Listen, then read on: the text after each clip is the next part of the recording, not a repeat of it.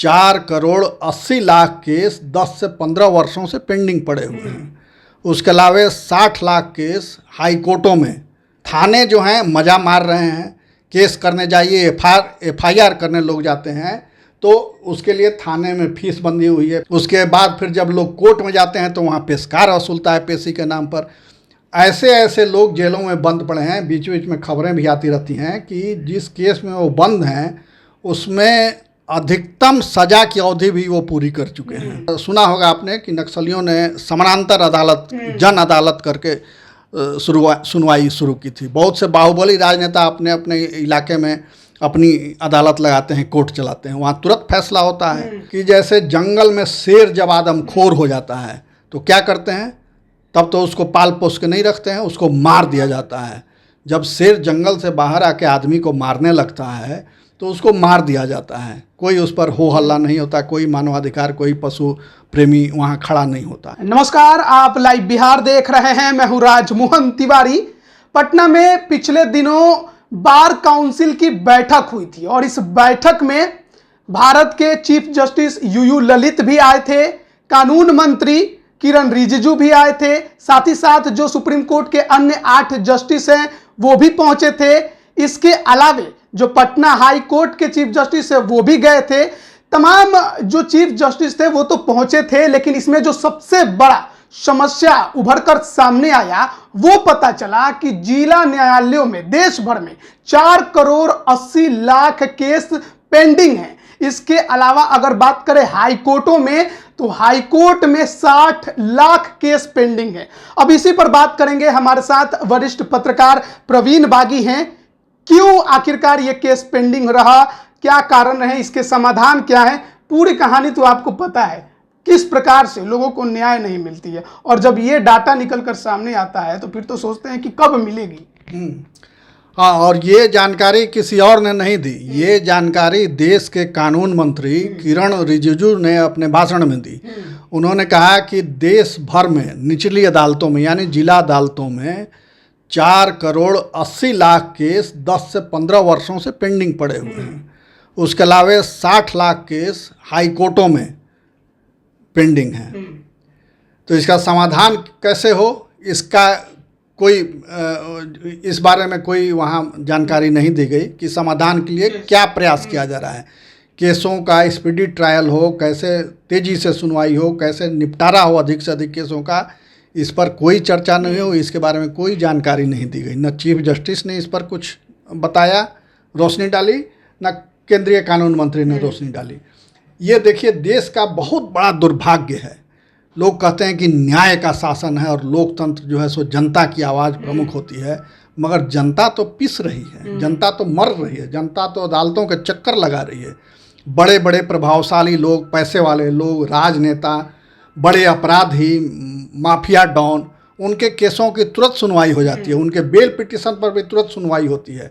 मगर जो गांव का एक गरीब आदमी, एक मजदूर, एक छोटा आदमी जिसकी कोई हैसियत नहीं है इस व्यवस्था के अंदर, उसके केसों की सुनवाई नहीं होती, उसके जमानत की अर्जी पर कोई ध्यान नहीं दिया जाता। ऐसे ऐसे लोग जेलों में बंद पड़े हैं। बीच बीच में खबरें भी आती रहती हैं कि जिस केस में वो बंद हैं उसमें अधिकतम सज़ा की अवधि भी वो पूरी कर चुके हैं। यानी जितना उनको सज़ा जितनी होनी चाहिए थी उससे ज़्यादा दिनों से वो जेल में बंद हैं, फिर भी उनका केस खुल नहीं रहा है, उसका ट्रायल शुरू नहीं हुआ है, विचाराधीन कैदी के रूप में बंद हैं वो। तो ये एक ऐसी मतलब कहिए कि बीमारी है कि ये लोकतंत्र को कमज़ोर कर रही है और ये बहुत दुर्भाग्यपूर्ण स्थिति है इस देश के लिए। ये सर समस्या उत्पन्न क्यों हो जा रही है? क्योंकि ये लंबे समय से, ऐसा है नहीं कि 2, 4, 5 सालों में ये हुई है, लंबे समय से, जब से देश आज़ाद हुआ होगा, धीरे धीरे ये जो है वो बढ़ती गई। तो इसके पीछे कारण क्या रहा? कारण ये रहा कि लंबी लंबी तारीखें दी जाती हैं अदालतों में। एक एक केस 10-10 साल तक चलता रहता है। तो इस वजह से और केसों की संख्या लगातार आ रही है, विवाद बढ़ रहे हैं। विवाद इसलिए बढ़ रहे हैं कि जो सिस्टम है, जो तंत्र है जिसको काम करना चाहिए, वो काम नहीं कर रहा है, अपनी ड्यूटी पूरी नहीं कर रहा है। तो इसलिए छोटे छोटे बात पे लोग केस करते हैं न्याय पाने के लिए, उनके साथ अन्याय हो रहा है। जैसे अब किसी को प्रमोशन मिलना चाहिए, प्रमोशन नहीं मिला, नियुक्ति मिलनी चाहिए, नियुक्ति में गड़बड़ी हो गई, धांधली हो गई, कोई गलत तरीके से सरकारी कर्मचारी सस्पेंड कर दिया गया, किसी का खेत किसी दूसरे ने हड़प लिया, किसी के साथ किसी ने दुर्व्यवहार किया। तो ये सब लोकल स्तर पर एडमिनिस्ट्रेशन को सॉल्व करना चाहिए ये मामले, मगर एडमिनिस्ट्रेशन पंगु बन गया है। ये सिर्फ बिहार में नहीं, पूरे देश की स्थिति ये है कि एडमिनिस्ट्रेशन पंगु है, जिसके चलते अदालतों पर बोझ बढ़ रहा है, विवाद बढ़ रहे हैं, केस बढ़ रहे हैं। थाने जो हैं मज़ा मार रहे हैं, केस करने जाइए FIR करने लोग जाते हैं तो उसके लिए थाने में फीस बंधी हुई है पूरे देश में। ये सिर्फ बिहार की बात नहीं है, पूरे देश में थानेदार जो हैं या जो भी केस लिखता है वो पैसा वसूलता है, दोनों पार्टियों से वसूलता है। उसके बाद फिर जब लोग कोर्ट में जाते हैं तो वहाँ पेशकार वसूलता है पेशी के नाम पर। तो ये एक वसूली का पैरेलल तंत्र खड़ा हो गया है और उसको कई संस्थाएं, कई एजेंसियां, महत्वपूर्ण एजेंसियां इस देश की संवैधानिक संस्थाएं पाल पोस रही हैं, पुष्पित पल्लवित कर रही हैं, खाद पानी दे रही हैं। उससे पूरा सिस्टम चल रहा है, काले धन का कारोबार एक चल रहा है। तो ये बहुत जटिल समस्या है और इसको तोड़ पाना किसी सरकार के बस में अब नहीं दिख रहा है, मगर मजबूत इच्छा शक्ति हो तो इसका भी रास्ता निकल सकता है। किरण रिजिजू ने एक और बात कही, कहा कि 9,000 करोड़ रुपया दिया गया कि जिला अदालतों में इंफ्रास्ट्रक्चर मजबूत किया जाए, वकीलों के बैठने की जगह हो ठीक ठाक, पानी की व्यवस्था, शौचालय की व्यवस्था, ये अदालतों में कचहरियों में की जाए, मगर उसमें पैसा खर्च नहीं हुआ। अब ये खर्च कौन करेगा? तो खर्च तो वहाँ के डिस्ट्रिक्ट एडमिनिस्ट्रेशन को करना है, वहाँ के जिला अदालतों को करना है, मगर ये आपसी तालमेल का अभाव नहीं है। इसके चलते आप जिला अदालतों में किसी में जिला में जाइए तो देखिए भेड़ बकरियों की तरह वकील बैठते हैं, बैठने की जगह नहीं है, शौचालय नहीं है, पीने का पानी नहीं है। दूर देहात से आते हैं जो क्लाइंट, वो बेचारे दिन दिन भर खड़े रहते हैं, पेड़ के नीचे बैठे रहते हैं। ये स्थिति है। एडमिनिस्ट्रेशन की और सरकार की तो गलती है ही, लेकिन सर इसमें यह भी कहा जाता है कि जितने केस हैं उतने अगर देखे जाए जजेज की संख्या तो वो भी काफ़ी ज़्यादा कम है, आंकड़े जो हैं। जजों की संख्या देखिए कितनी भी बढ़ा दी जाए, मगर जब तक सिस्टम में बदलाव नहीं आएगा तब तक कुछ सुधार नहीं होगा। जैसे फास्ट ट्रैक कोर्ट बहुत बने, मगर कहाँ उससे कम हुआ, निपटारा तो हुआ नहीं और केस बढ़ते ही जा रहे हैं, बढ़ते ही जा रहे हैं। अब जैसे बिहार में जो शराबबंदी कानून लागू हुआ उसके बाद से इतने केसों की भरमार हो गई कि जेल में जगह नहीं रही बंदियों को रखने के लिए, कैदियों को रखने के लिए। सुप्रीम कोर्ट के तब के चीफ जस्टिस रमन्ना साहब ने, यहाँ पटना हाई कोर्ट के चीफ जस्टिस जो थे, उन्होंने कई बार इस पर नाराज़गी व्यक्त की कि ऐसा कानून जो है मतलब बिल्कुल ये चौपट करने वाला कानून है और न्यायपालिका के लिए एक बड़ी समस्या बन गई है कि आखिर कैसे इतने मुकदमों की सुनवाई हो। पहले ही से इतने केस पेंडिंग हैं और रोज़ 4,000-5,000 केस आ जा रहे हैं, तो कैसे सुनवाई होगी इसकी। तो ये एक विकराल समस्या हो गई। हालांकि अब उसमें कुछ कानून में संशोधन किया गया तो थोड़ी रिलीफ हुई है, मगर मैं जो कह रहा हूँ सबसे बड़ी बात ये है कि जो कानून व्यवस्था है, जो न्याय प्रणाली है हमारे यहाँ, जुडिशियरी जो है, वो दोषपूर्ण है। दोषपूर्ण इस तरह से है कि न्याय प्रणाली में होना ये चाहिए कि जो आदतन अपराधी है, जैसे आप इसको इस तरह से समझिए कि जैसे जंगल में शेर जब आदमखोर हो जाता है तो क्या करते हैं, तब तो उसको पाल पोस के नहीं रखते हैं, उसको मार दिया जाता है। जब शेर जंगल से बाहर आके आदमी को मारने लगता है तो उसको मार दिया जाता है, कोई उस पर हो हल्ला नहीं होता, कोई मानवाधिकार, कोई पशु प्रेमी वहाँ खड़ा नहीं होता है। उसी तरह जो आदमी आदतन अपराधी है, पैदाइशी अपराधी है, जिसके DNA में है अपराध करना, जेल जाता है, फिर महीना 2 महीना के बाद जमानत पर छूट के आता है, फिर अपराध करता है, फिर जेल जाता है, फिर छूट के आता है, फिर अपराध करता है, फिर जेल जाता है, यानी यही उसकी नियति है, यही उसका धंधा पेशा रोजगार है। तो वैसे लोगों के केसों की सुनवाई क्यों की जाए और क्यों उस पर सरकार का पैसा, करदाताओं का पैसा खर्च हो, क्यों उस पर इतना समय बर्बाद किया जाए। वैसे लोगों को, जैसे अंग्रेज़ों के समय में काला पानी की व्यवस्था थी कि जो क्रांतिकारी जिनसे सरकार को खतरा महसूस होता था, जो आंदोलनकारी जिनसे अंग्रेज़ सरकार खतरा महसूस करती थी, उनको काला पानी भेज दिया जाता था। यानी अंडमान निकोबार में समुद्र के किनारे जेल बना हुआ था कि कोई वहाँ से भाग नहीं सके। और वहाँ भेज दिया, आप 10 साल 15 साल वहाँ पड़े हुए हैं, सड़ रहे हैं आप। कोई ना परिवार का लोग मिलने जाएगा, कोई चिट्ठी पत्री नहीं पहुँचेगी, वहीं लोग मर जाते थे।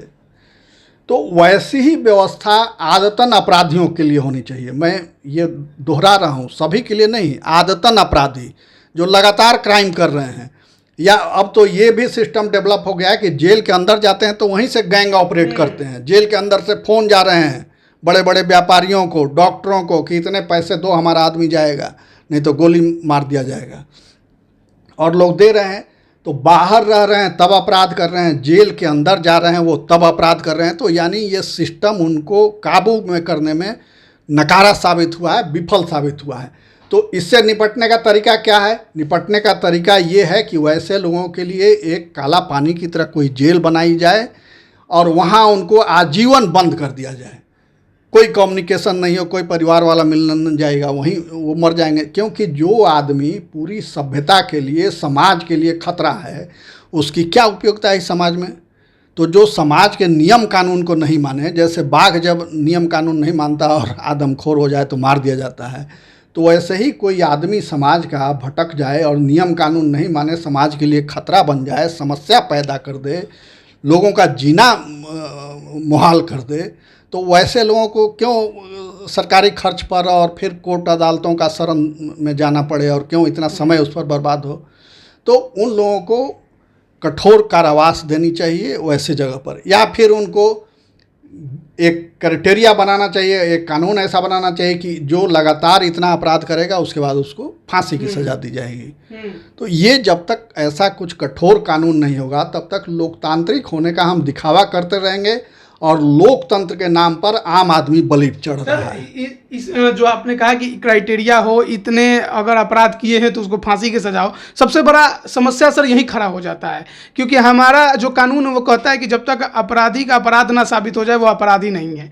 ऐसे में एक मामले को ही सुनने में तो जिंदगी लग जाती है, तो कितने अपराध पर उसको सजा होगी? सबसे बड़ा सवाल तो यही है। ये सवाल है, मगर जो पुलिस की रिकॉर्ड है वो रिकॉर्ड से तो पता चलता है कि ये आदतन अपराधी है, लगातार क्राइम कर रहा है, जा रहा है, आ रहा है, जेल जा रहा है, आ रहा है, फिर जा रहा है, फिर आ रहा है। तो इसका मतलब कि गड़बड़ी है उसमें। वैसे लोगों को, अब जैसे टॉप क्रिमिनलों को सब लोग जानते हैं शहर में। अब सर सबसे बड़ा सवाल इसमें यह भी उठता है, अब बिहार की छोड़िए, देश की राजनीति ही वो हो गई है जो क्रिमिनलों पर टिकी हुई है। नेता बन गए क्रिमिनल तो वो अपने खिलाफ कानून बनाएंगे। तो इसीलिए तो सुधार नहीं हो रहा है, इसीलिए तो सुधार नहीं हो रहा है कि अपराधी जब राज चलाने लगेगा, अपराधी जब राजनीति को नियंत्रित करने लगेगा, तो अपराधी न्यायपालिका को भी नियंत्रित करेगा, कानून बनाएगा, अपने खिलाफ कानून नहीं बनने देगा। और वही हो रहा है। हम ज़्यादा लोकतांत्रिक और मानवाधिकारवादी होने के चक्कर में आम आदमी की दुर्दशा करा रहे हैं और अपने सुख भोग रहे हैं। तो ये बहुत मतलब भयावह स्थिति हो गई है। और न्याय, इसीलिए सुना होगा आपने कि नक्सलियों ने समानांतर अदालत, जन अदालत करके सुनवाई शुरू की थी। बहुत से बाहुबली राजनेता अपने अपने इलाके में अपनी अदालत लगाते हैं, कोर्ट चलाते हैं, वहाँ तुरंत फैसला होता है। तो वैसे तुरंत फैसला करने की व्यवस्था होनी चाहिए कि लोगों को बहुत दूर नहीं जाना पड़े। हालांकि बिहार सरकार ने, में नीतीश जी ने पहल अच्छी की है कि भूमि विवादों को निपटाने के लिए हर शनिवार को थाने में सीओ और थानेदार की मीटिंग होती है, वहाँ लोग जाते हैं, फरियादी और शिकायत करते हैं, उसका समाधान होता है। मगर अभी भी टाल मटोल हो रहा है उसमें, जितने काम नहीं होता है। नहीं हो रहा है, जितनी उपलब्धि होनी चाहिए वो उपलब्धि उतनी नहीं हो रही, इसलिए कि मॉनिटरिंग नहीं हो रही है, सीओ आते ही नहीं है। तो ये प्रयास तो किया इन्होंने, मगर उसकी कोई मॉनिटरिंग का सिस्टम नहीं उन्होंने डेवलप किया, जिसके चलते ये नहीं हो रहा है। सिर्फ ज़मीन से जुड़े मामले इतने लंबित हैं कि न उसमें डीएम को सुनवाई करना है, कमिश्नर को सुनवाई करना है, एसडीओ को सुनवाई करना है, बीडीओ को सुनवाई करना है, मगर कोई सुनवाई नहीं करता है। तो केस पेंडिंग पड़े रहते हैं सब। तो वो गिन करके इतने हो गए हैं, 5 करोड़ से ऊपर केस हो गए हैं। तो कैसे सुधरेगा सर? सुप्रीम कोर्ट के केसों को जोड़ दीजिए तो हमको लगता है कि 6 करोड़ 7 करोड़ पहुंच जाएगा। तो ये स्थिति है, इतने इतने केस हो रहे हैं। तो इसमें वकीलों का चल रहा है धंधा, खूब पैसे आ रहे हैं, तो और इतने लंबे लंबे डेट दे रहे हैं। अदालतों को भी इतना लंबा डेट नहीं देना चाहिए। मैं अभी देख रहा था एक जगह कि बॉम्बे हाई कोर्ट के एक जस्टिस शाहरुख थे, वो 16-16 घंटे काम करते थे कि केस उनके अदालत में ज़्यादा पेंडिंग न रहे। तो इस तरह से चेन्नई के एक जस्टिस थे जिला अदालत में, जिन्होंने जीवन में कभी छुट्टी ही नहीं ली और लगातार सुनवाई करते रहे वो। तो सबसे ज़्यादा केसों का निपटारा उन्होंने अपने कार्यकाल में किया। तो ये कमिटमेंट्स जब तक जजों में नहीं आएगा, वकीलों में नहीं आएगा और कानून नहीं बदला जाएगा, तब तक निजात नहीं मिलना है और आम आदमी को न्याय नहीं मिलेगा। हम कितना दावा कर लें, वो एक धोखे की टट्टी है और उसमें आम आदमी पिस रहा है। कानून भी सर या कोर्ट भी बनते हैं, उसमें आम आदमी का नाम क्या होता है? सीबीआई की स्पेशल कोर्ट हो गई, एमपी एमएलए कोर्ट हो गया, फास्ट ट्रैक कोर्ट हो गया, इन सब में सुनवाई केवल और केवल वीआईपी लोगों की होती है और वो भी उसी अनुसार होती है जैसा वो चाहते हैं। तो ऐसे में आम जन का तो कोई सवाल ही नहीं उठता है। आम जन तो आज भी वैसा ही जी रहा है जैसे पहले था। भले वो ये कहता है कि आपको कोर्ट में देख लेंगे, लेकिन कोर्ट में सर पूरी जिंदगी बीत जाती है, कब देखेगा कुछ पता नहीं चलता है। कोर्ट में लोग जाना नहीं चाहते, केस करना नहीं चाहते, बहुत मजबूरी में लोग केस करते हैं। जब सब जगह से थक हार जाते हैं तो केस करते हैं और इसीलिए अपराधी भी बनते हैं कि उनको न्याय नहीं मिलता है तो वो लोग अपराध बन जाते हैं। चंबल के बीड़ों में पहले यही होता था कि न्याय नहीं मिला, सुनवाई नहीं हुई, चलो हम खुद जज बन गए और धड़ाधड़ धाएँ धाएँ करके मार दिया अपने दुश्मनों को। तो एक अपराधियों के पैदा होने की एक बड़ी वजह ये न्याय व्यवस्था भी है कि आप लोगों को न्याय नहीं दे पा रहे हैं, इसलिए नए अपराधी खड़े हो रहे हैं, नए गिरोह बन रहे हैं। अगर आप त्वरित न्याय दीजिएगा, समयबद्ध योजना से न्याय दीजिएगा तो अपराध कम होंगे, अपराधी भी कम होंगे, लोग खुशहाल होंगे। मगर ये हो नहीं रहा है। उसके लिए एक टाइम बॉन्ड होना चाहिए कि किस केस में मैक्सिमम कितने दिन के अंदर सुनवाई कर लेनी है। ये नहीं होता है। चारा घोटाले के केस में सुनवाई होते रही और जब वो आदमी रिटायर कर गया तब सुप्रीम कोर्ट ने फैसला दिया, तब तक वो कितना घोटाला कर चुका वो। तो ये इस तरह की गड़बड़ियाँ सामने आती रहती हैं। अभी जो केंद्रीय मंत्री ने कहा भी कि कोरोना के चलते कामकाज ठप रहा तो उसमें भी केस की वृद्धि हुई, मगर कोरोना तो एक मौका था कि ऑनलाइन उस समय सुनवाई हो रही थी, तो ऑनलाइन में ज़्यादा से ज़्यादा केसों का सुनवाई हो सकता था, मगर बहुत कम केसों की सुनवाई हुई उसमें। तो ये सब देखिए बहानेबाजी है, कोई सिस्टम में बदलाव करना नहीं चाहता है, क्योंकि जो बदलाव करने वाली ताकतें हैं, जो लोग हैं, वो इसमें मौज में हैं, उनको आनंद आ रहा है। जनता मरे पिसे किसको परवाह है, फिर चुनाव आएगा और जनता के नाम पर वोट लेंगे। बहुत बहुत धन्यवाद आपका सर।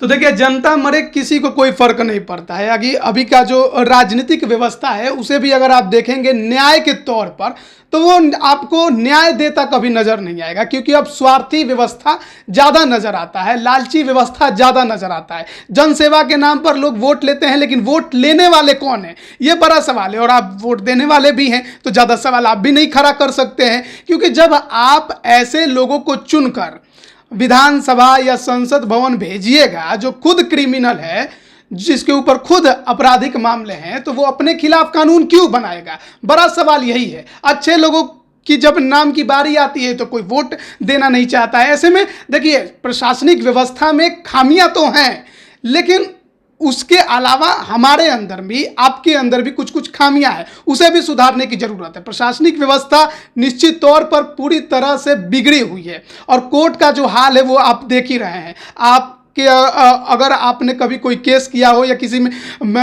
फंस गए हो, भगवान ना करे कि ऐसा हो, तो आपको मालूम होगा कि कितने साल बीत जाते हैं। आप पूछ सकते हैं, जो आपके घर में बुजुर्ग होंगे वो आपको बताएंगे, पूरी ज़िंदगी निकल जाती है एक मामले को सुलझाने में, लेकिन फिर भी नहीं सुलझता है। कितने बार तो ये देखा गया है कि जब इंसान मर जाता है उसके बाद उसे न्याय मिलता है। तो ये न्याय व्यवस्था नहीं है, इसे हम न्यायिक प्रक्रिया नहीं कह सकते हैं। और इसी वजह से अपराधी जो है वो और ज़्यादा बढ़ रहे हैं, क्योंकि न्याय नहीं मिल रहा है। अब जैसा कि कानून मंत्री किरण रिजिजू कह रहे हैं कि जिला न्यायालयों में अगर 4 करोड़ 80 लाख केस पेंडिंग है, सोचिए कि कितने लोगों को इस वक्त समस्याओं से गुजरना पड़ रहा होगा। इसके अलावा हाई कोर्ट में 60 लाख केस पेंडिंग है, सुप्रीम कोर्ट में भी केस कितने पेंडिंग हो गए, तो करोड़ों केस पेंडिंग हैं। और ऐसे में जब तक उनके समाधान नहीं हो पाएंगे, आखिरकार न्याय कैसे मिलेगा? सबको यही सवाल कर रहा है। अब देखिए क्या कुछ व्यवस्था में सुधार हो पाता है। सरकारें अपने तरफ से कामें कर रही हैं, लेकिन वो जमीनी स्तर पर नजर नहीं आता है। मॉनिटरिंग की बेहद जरूरत है। अब बने रहिए लाइव बिहार के साथ, तमाम अपडेट हम आप तक पहुंचा रहे हैं। आप सभी का बहुत बहुत धन्यवाद। लाइव बिहार YouTube पर सब्सक्राइब और Facebook पर लाइक जरूर करें।